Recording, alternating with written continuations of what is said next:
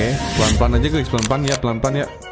Siapa yang tidak kenal dengan Roblox? Bagi anak SD saat ini, platform ini lebih dari sekadar game. Ini adalah semesta virtual mereka, sebuah tempat di mana imajinasi tak terbatas dan pertemanan bisa terbentuk hanya dengan sebeberapa klik. Namun, pernahkah kita berhenti sejenak dan bertanya, bagaimana sebenarnya komunikasi dan interaksi sosial anak berlangsung di sana? Kami akan mengajak Anda dalam sebuah perjalanan untuk mengungkap rahasia di balik layar, dari proses negosiasi saat membangun rumah impian bersama hingga serunya kolaborasi dalam menyelesaikan misi, dan bagaimana mereka belajar mengelola emosi ketika ada perbedaan pendapat. Kita akan melihat bagaimana bahasa komunikasi mereka berkembang dan bagaimana norma-norma sosial dipelajari dan diterapkan dalam konteks virtual Roblox. Bersiaplah untuk sebuah pandangan baru tentang bagaimana teknologi membentuk keterampilan sosial anak-anak ketika di masa kini dan masa depan.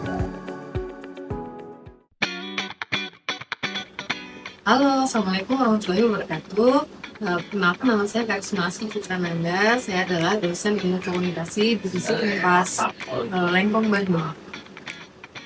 Baik, pertanyaan pertama, apa pendapat Ibu tentang anak-anak SD yang bermain game online Roblox? Kalau untuk permainan game online itu memang sekarang sedang diminati sekali oleh anak-anak terutama SD ya, karena permainan online itu salah satunya itu bisa membantu anak-anak dalam bersosialisasi di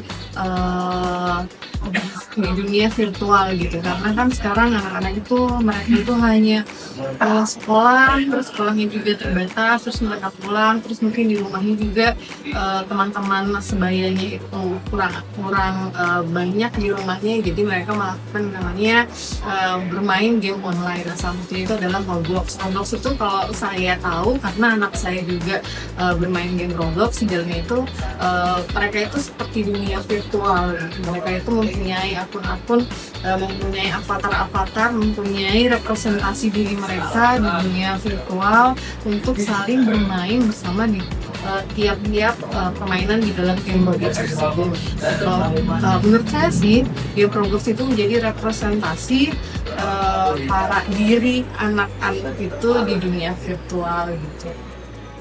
Nah, kalau misalnya menurut Ibu, apa sih dampak positif dan negatifnya dari anak-anak yang bermain game online Roblox? Kalau dampak positifnya tentu saja seperti saya bilang bahwa di sana mereka bisa bertemu dengan teman-teman sebayanya, bisa saling kan banyak ya permainan di game Roblox itu, mereka bisa saling bantu-membantu, bisa saling bermain petak umpet, bermain membangun sebuah bangunan, bermain banyak sekali. Tapi tentu saja ada dampak negatifnya, yaitu kalau di Roblox itu kita tidak bisa tahu bahwa di belakang avatarnya itu atau di belakang tokohnya itu apakah anak sebayanya atau anak-anak yang sudah dewasa. Makanya kita juga harus aware bahwa di game Roblox itu tentu saja kemungkinan ada predator untuk anak-anak tersebut. Itu mungkin ada, maksudnya ada orang dewasa yang dia berpura-pura menjadi anak kecil gitu untuk bermain. Dan tentu saja kan kalau di Roblox ada kolom chatnya itu dia bisa mengajak anak itu untuk melakukan hal-hal yang tidak seharusnya gitu. Jadi kalau buat saya sih ada dampak positifnya dan ada dampak negatifnya, tergantung bagaimana dari pengawasan orang tua. Kalau misalkan anak-anak itu masih di bawah umur 18 tahun, tentu saja game-game apapun, mau game Roblox, mau game online lainnya, atau game offline, itu memang harus selalu dalam pengawasan orang tua.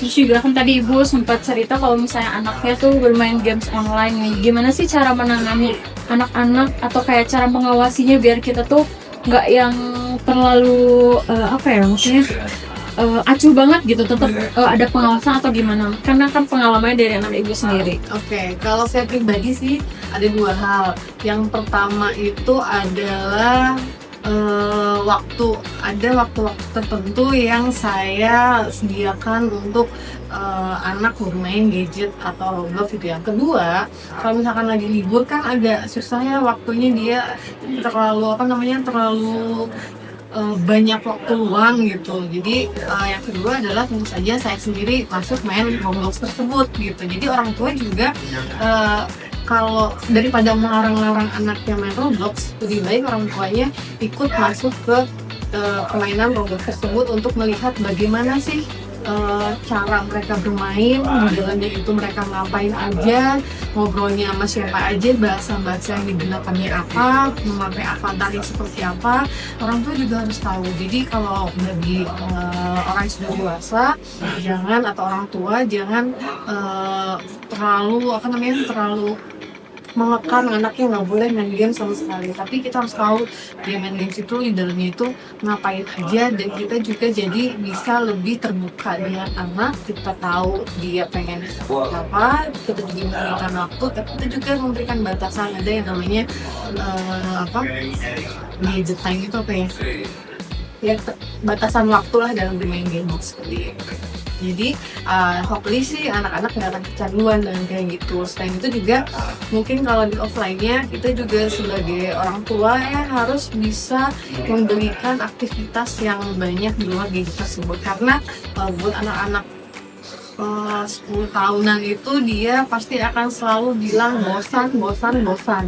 Tiap menit dia bilang bosan. Makanya sebagai orang tua harus bisa kreatif dalam menciptakan aktivitas buat anak-anaknya selain dia bermain gadget. Oke, makasih Bu.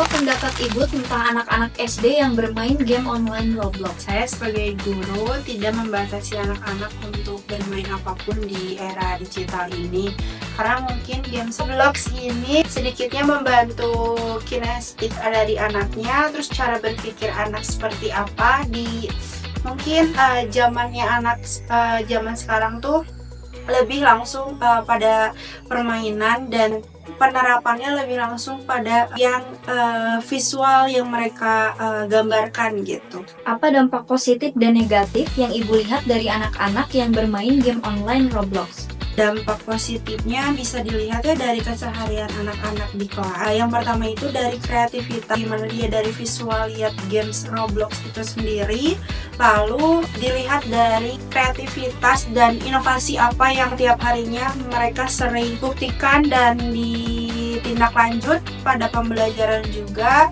Namun di sisi lain juga dampak positifnya juga dia lebih bisa berpikir kritis bagaimana hasil yang dari pembelajaran diimplementasikan oleh anak-anaknya gitu. Mungkin dari dampak negatifnya lebih kayak game Roblox itu lebih banyak action yang emang di luar dari nalar. Mungkin saya sebagai wali kelas dari kelas 2 yang dimana di fase A ini anak-anak mungkin belum tahu mana yang harus dipraktekkan saat sekolah atau di luar dari sekolah itu, karena lebih kebanyakan sifat kayak brutalnya atau lebih kayak kurang terkontrol emosi karena dari permainan game itu sendiri, jadi terbawa sampai ke pembelajaran berlangsung gitu. Apakah ada kasus anak yang kecanduan game online Roblox hingga kurang memperhatikan pelajaran? Mungkin sejauh ini dari game online yang ada, contohnya Roblox sendiri lebih kayak fokusnya ke anak-anak peserta didik laki-laki yang mana emang terlalu kecanduan terhadap game online tersebut, jadi lebih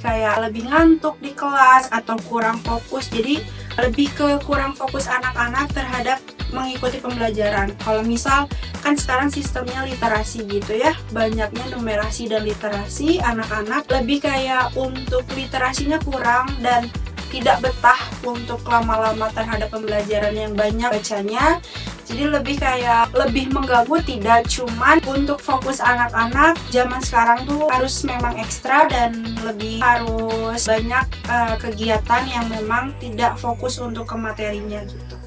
Bagaimana Ibu menangani kasus anak-anak yang mengalami kecanduan game online Roblox? Untuk kecanduan lebih kayak kita memposisikan diri kita sebagai orang tua mungkinnya di sekolahnya seperti apa dari keseharian mereka di rumahnya, keseharian mereka di lingkungan pertemanannya, untuk lebih kayak efisiensi adanya maksudnya kejanggalan atau nyimpang dari games online tersebut ya.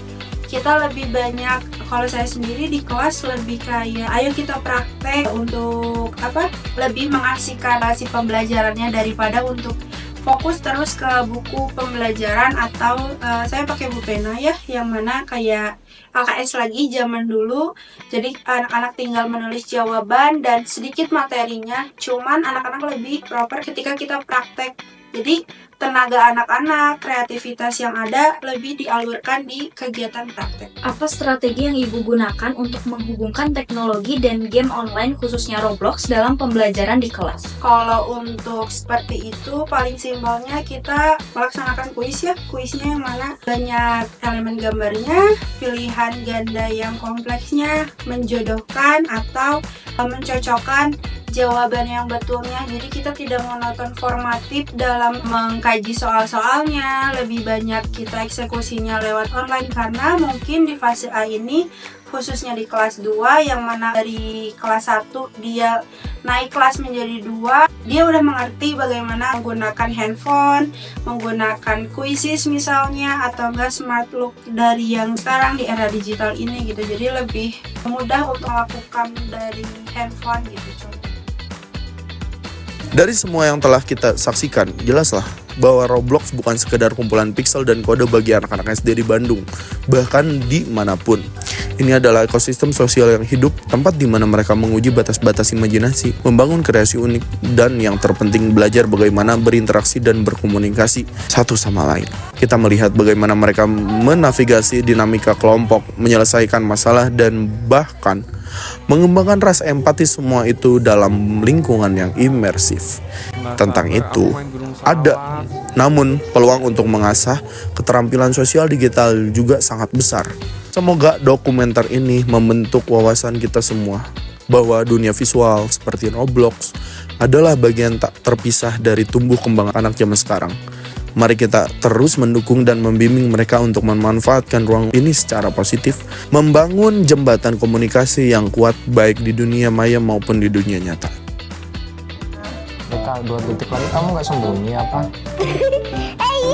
Gimana sih Leka? Ya